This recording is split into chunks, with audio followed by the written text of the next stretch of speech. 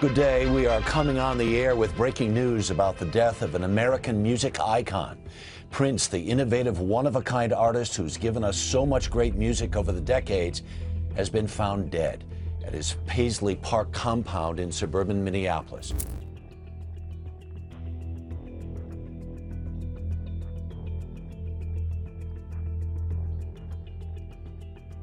Prince, huge fan, sir. Prince, love it, brother.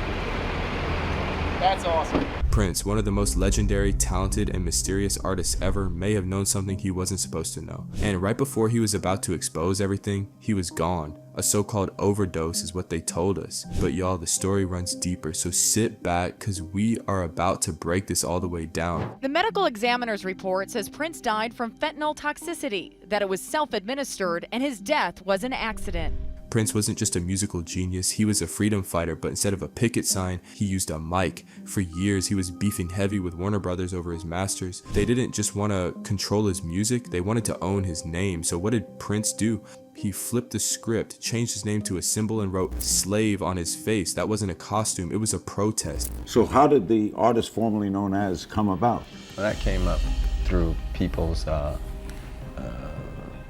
problem with, mainly the media's problem with not having a pronunciation for the symbol. So they had to come up with something, I guess. He said it loud and clear. They owned him, and he was done playing nice. Even when he went back to being called Prince, the fight for full ownership never stopped, and that fight made him dangerous to the people at the top. In the days leading up to his death, Prince started acting different. He told people not to waste prayers on him until a few days had passed. Now, that sounds like a man who knew something was coming. That wasn't just a weird comment, that was a warning. I have nothing else to prove.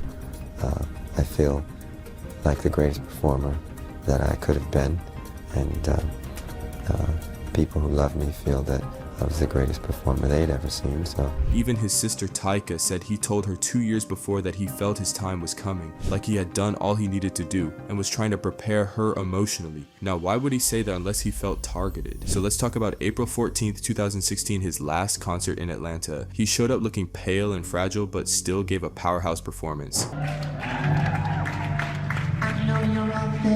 Then the next day, his plane made an emergency landing. They said he was unresponsive and had to be given a save shot for an opioid overdose. This security video from the airport shows an ambulance transporting Prince to a local hospital. He was revived on the tarmac with a shot of Narcan, a drug used to treat opiate overdoses. But then the story switched up. They said he was just dehydrated. Remember, we broke this story that Prince made an emergency landing in Molina, Illinois 6 days before he died because he OD'd on Percocet on a plane. He almost died. They had to give him a shot on the tarmac to save his life. Something's off. Prince was known for his clean lifestyle, no alcohol, no substance use, no meat, not even cussing around him. He banned substances backstage. People close to him say he was disciplined and spiritual. So why would a man like that suddenly OD? And get this, right after the overdose scare, Prince threw a party like nothing ever happened. He even performed a little and told people not to worry. Was he trying to convince us or himself? Judith Hill, the singer who was with him on the plane, said he was shaken up by the overdose and wanted to get clean. His team even called a doctor, Howard Kornfeld, who sent his son to see Prince the next day. He was making moves to get help. That doesn't sound like a man giving up. It sounds like someone planning to recover. Now, here's where things get murky. His stepsister Lorna claimed he had secretly used snow and painkillers for years, since the Purple Rain era. She said it helped with stage fright. There was even a woman in 2011 who called the police and said Prince's cocaine use was out of control. She claimed he asked her to report it, like a cry for help. A lawyer representing two of Prince's siblings say that Prince used Percocet and cocaine and they thought he would die young.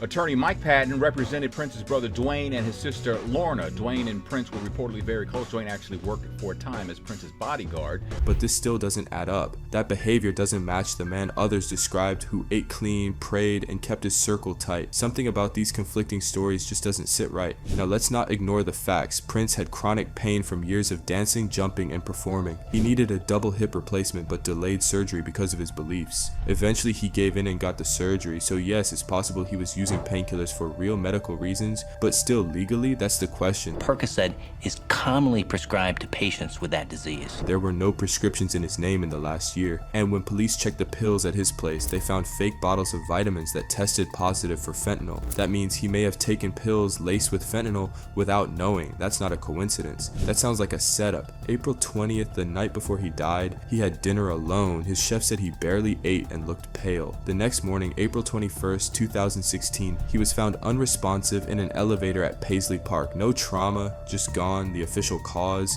fentanyl overdose. But let's keep it real. This wasn't some street drug. Fentanyl is 50 to 100 times stronger than morphine. Fentanyl is an opioid pain medication, usually prescribed for chronic pain for patients who have grown tolerant to other pain medications.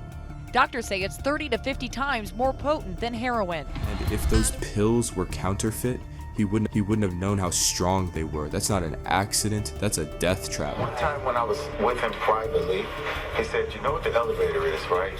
And I said, "No, what's the elevator?" He said, "Well, the elevator is the devil." Right? It scared me. I don't like to talk like that, but he said that. And so for me, it was like really haunting when I read that he was found in an elevator. Now let's get into the eerie part.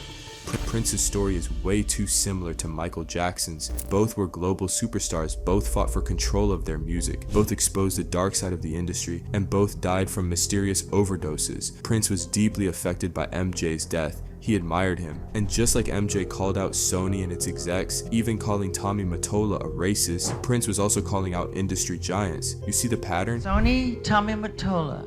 Tommy Mottola is the president of the record division. He is a mean, he's a racist, and he's very, very, very devilish. Prince once trusted Jay-Z.